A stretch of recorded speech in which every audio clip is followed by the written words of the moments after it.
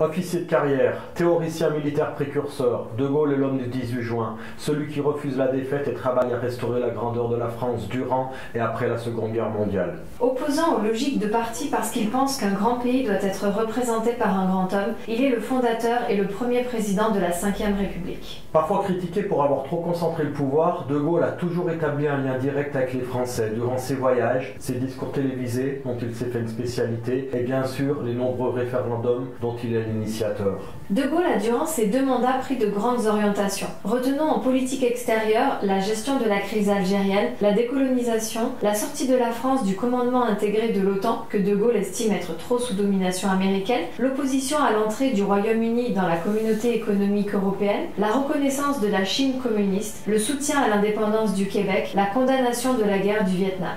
En politique intérieure, de nombreuses décisions très fortes ont également été prises. Élection du président de la République au suffrage universel direct, bien sûr, et renforcement de la fonction présidentielle. Instauration du nouveau franc. Planification de l'économie avec une forte présence de l'État. Mise en place de la force française de dissuasion nucléaire. Organisation de l'industrie du nucléaire. Réduction des inégalités territoriales avec la création de la délégation à l'aménagement du territoire et à l'action régionale, dite DATAR. Création des métropoles d'équilibre. La scolarité, obligatoire jusqu'à 16 ans, l'autorisation de la contraception, la création des centres hospitaliers universitaires, les CHU, la facilitation de l'accès pour tous à la culture, la 4e semaine de congé, le développement de l'aéronautique et tant d'autres choses encore. Autant d'éléments qui font que l'héritage de De Gaulle est encore très présent aujourd'hui.